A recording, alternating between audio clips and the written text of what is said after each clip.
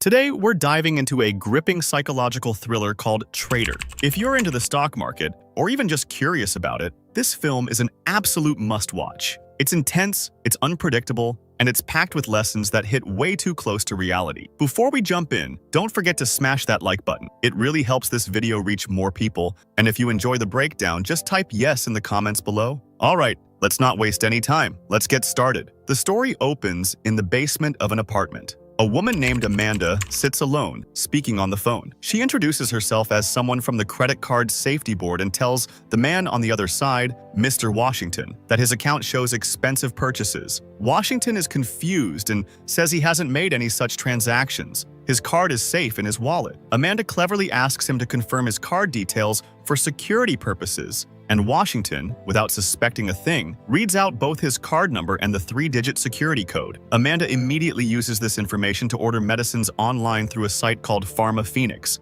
claiming she suffers from attention deficit disorder. Since the website requires a doctor's prescription, she forges a fake letterhead, writes down the medicines she needs, signs it under a false name, scans it, and uploads it to the site. Soon, the medicines are delivered right to her home. But Amanda doesn't stop there. Using the same stolen card, she begins ordering expensive products from another site, Zipcode. Once the packages arrive at her doorstep, she resells them on other platforms, making money without spending a dime of her own. By the end of it, Amanda has drained $7,490 from Washington's card. One day, while browsing the bank's website, a pop-up catches her eye. Achieve financial freedom. Open a trading account today. Amanda doesn't know much about trading or investing, but the message sparks her curiosity. To learn the basics, she orders a book on stock market fundamentals. The book explains that the market is a battle between bulls and bears. When you believe a stock's price will rise, you buy and go long. This is the bull rally. When you know it's going to fall,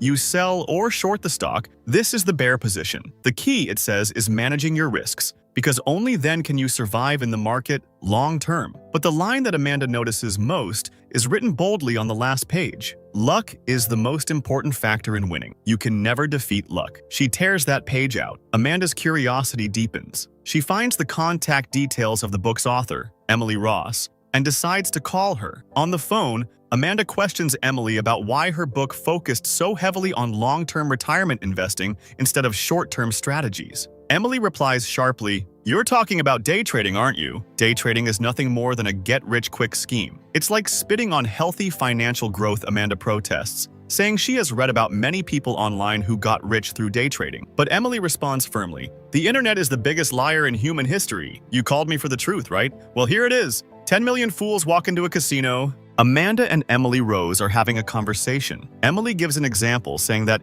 imagine everyone in a casino puts their money into the same slot machine, all hoping to win the jackpot. But in reality, who ends up rich? Amanda answers, "The casino." Emily snaps her fingers and says, "Boom! Exactly. That's how it works. In this game, the casino always wins." She then adds, "Now, imagine you're in a prison where you're the only one locked inside. That's the kind of life a day trader lives. As a day trader, you can't eat properly, you can't sleep, and you can't even blink. You constantly have to make decisions and take actions, and the game never stops. It only leaves you restless. Do you really want to live such a life?" Even after hearing all of Emily Rose's warnings, Amanda decides to go for day trading anyway because she wants to get rich fast. She even pins the last page of Emily Rose's book on the wall, which said, "You can't beat luck." Amanda then logs into a day trading app from her laptop and also joins a social media network called Market Mouth, where people discuss the stock market. On that platform, she follows an account named Bob the Broker, who had uploaded tutorials about candlestick charts and trading patterns.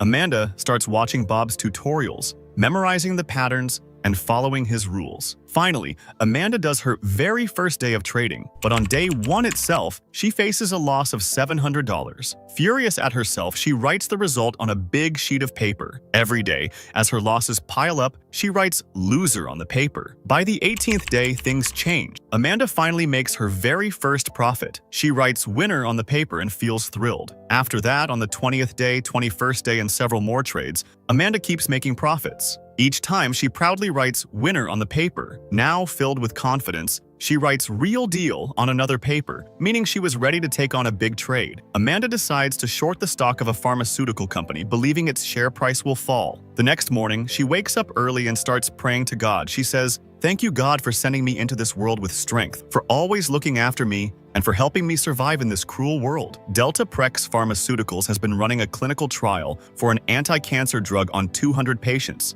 and today the results will be announced. I've put everything I have into shorting this company's stock. I believe the trial will fail and the stock will collapse. After praying, Amanda even posts on Market Mouth using her profile name, Des. She writes, "I'm the only one who shorted Delta Prex Pharmaceuticals. I've put my money on the trial news. What do you guys think?" She then shorts 2,000 shares of Delta Prex. At 9:30 a.m., when the market opens, the stock starts forming a green candle and her losses begin to appear. Nervous, Amanda keeps watching. By 12:30 p.m., it's lunchtime in the market, and people on Market Mouth start mocking her decision, since the stock still hadn't turned red. Amanda grows restless as time slips away. In frustration, she starts hitting herself with a book. Suddenly, the Delta Prex stock forms a huge red candle. The price keeps crashing, and Amanda's position flips from loss to profit. News spreads quickly that Delta Prex's anti-cancer drug trial had failed. The company's stock continues to fall, and Amanda's profit target is achieved. On Market Mouth, everyone begins cursing the pharmaceutical company. Amanda, however, smiles with satisfaction, because among all those losers, she was the only winner. When the market closes at 4 p.m., Amanda writes down her achievement on a big sheet of paper.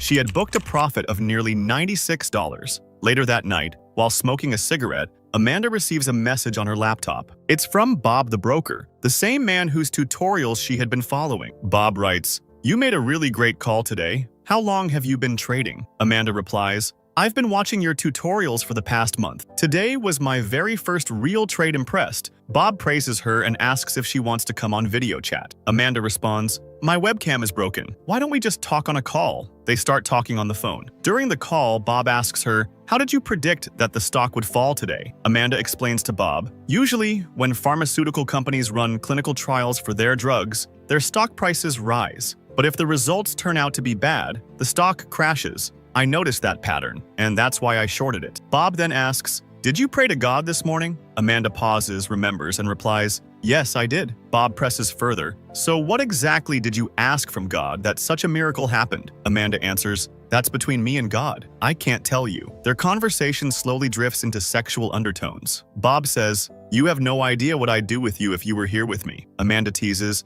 "And what would you give me in return?" Bob replies, "Tell me what you want." "Okay, let me share a secret with you. I really am a broker. I work with one of the world's most renowned private equity funds. Let me tell you something. Relying only on technical analysis in the market is extremely tough. The market really runs on greed, fear, and hype. So never buy into the hype. Create it yourself. That's the only way to protect yourself from getting burned." Hearing this, Amanda learns some valuable insights. Soon after, she sets up red and green lights in front of her PC, green for when she's in profit, and red for when she's in loss, believing it will help her stay more focused. Amanda then starts tracking pharmaceutical companies that had ongoing clinical trials with results due soon. She even begins collecting small pieces of information about them from the dark web. At the same time, she creates dummy accounts on Market Mouth and posts things like, "I've bought this company's shares because its trial results will be successful and the stock will rise." In this way, Amanda builds hype, luring people into buying, while she herself shorts the stock at inflated prices. And when the trial news turns negative, the stock plummets,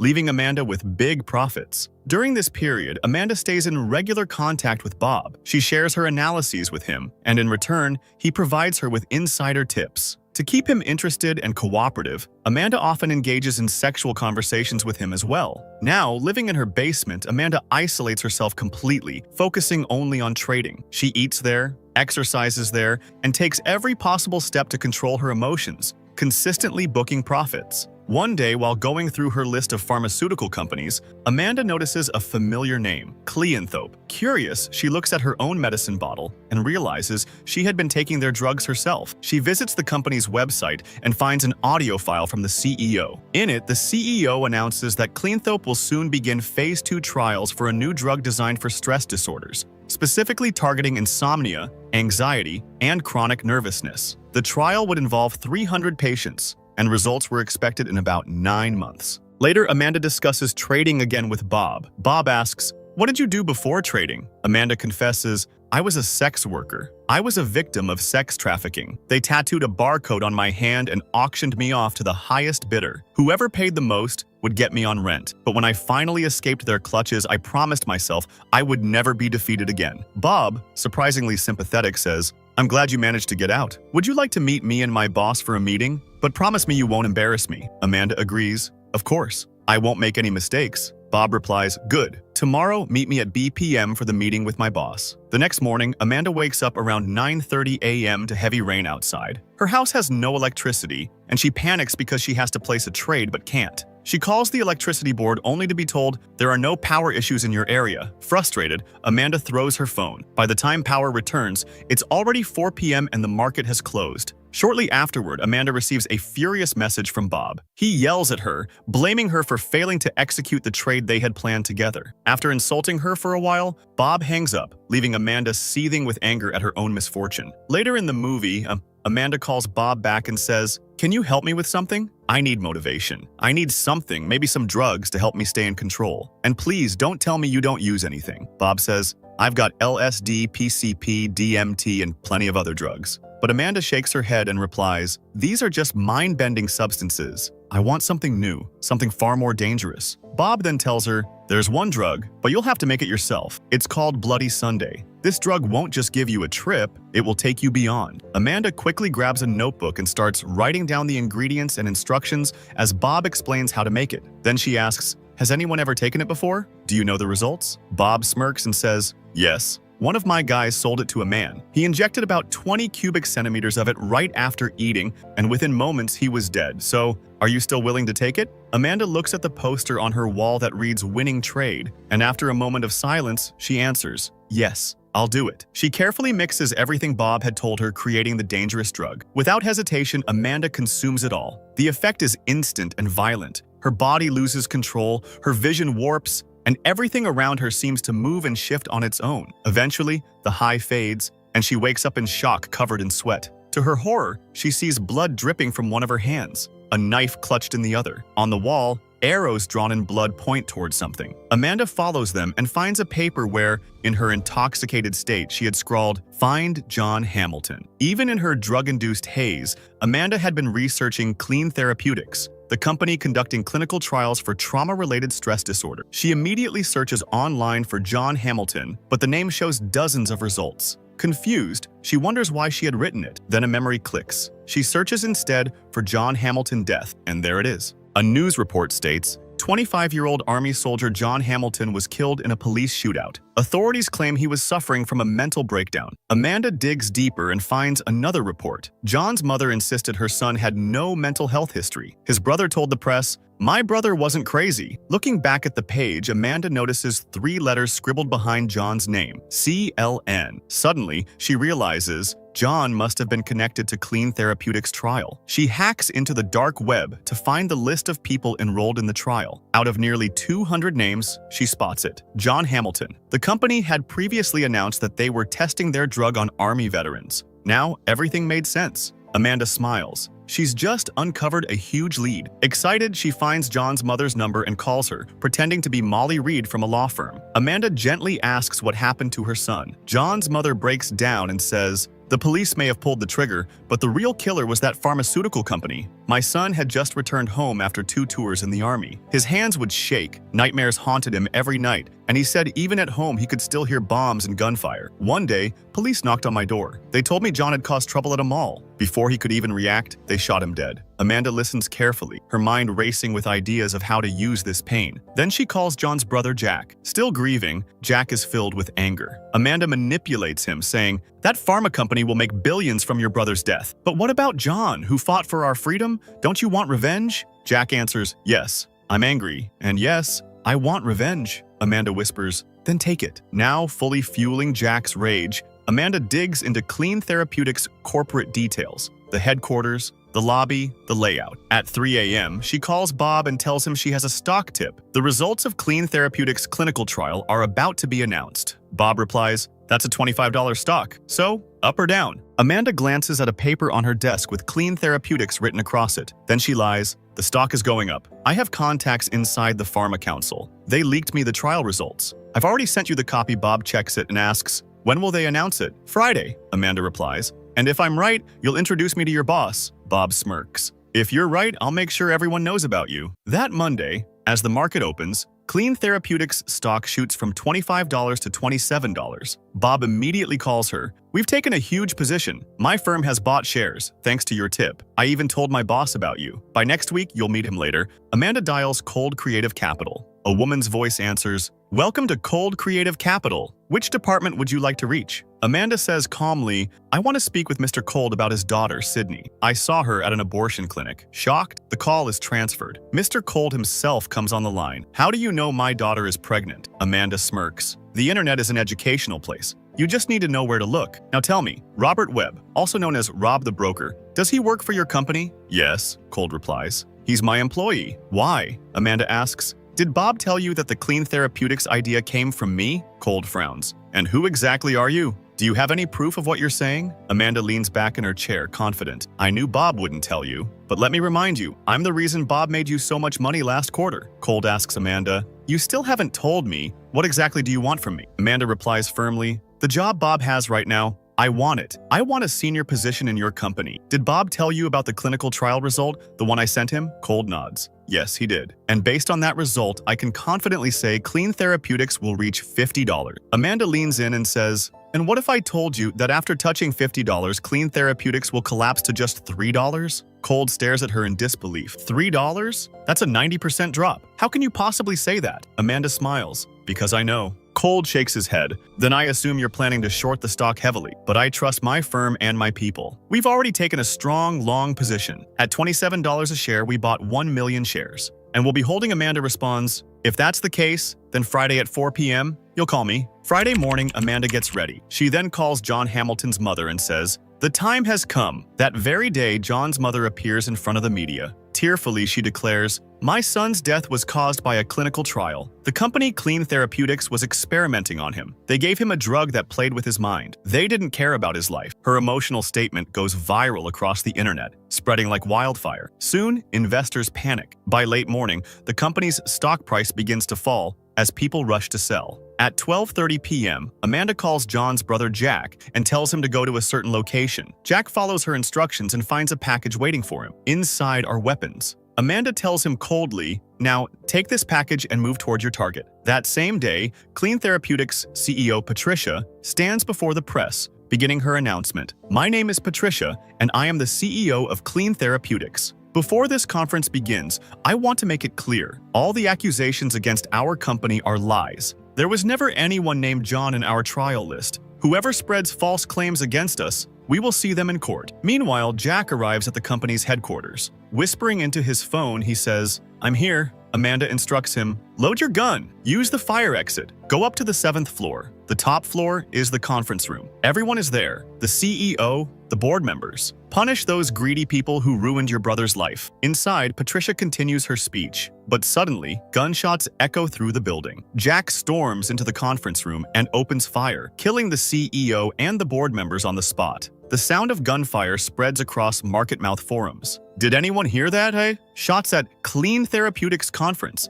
Investors panic further, and the stock price nosedives. Bob calls Amanda in shock. Did you see what just happened? Amanda calmly replies, you once told me, set the fire yourself so you won't get burned. You made the wrong bet, Bob. You kept buying when the time was to sell. Bob shouts, so all this was because of you? Amanda smiles. Good boy, Bob. She hangs up the call. By then, the stock plummets from $50 down to just $3. Amanda makes an enormous profit. At 4 p.m., she looks at her gains and tears roll down her cheeks. But these are not tears of pain, they are tears of joy. Amanda laughs uncontrollably, her victory overwhelming her. Later, she writes her winning result on paper, only to receive a call from Cold himself. I underestimated you, Cold says. You've done something extraordinary. Because of you, I lost about $15 million.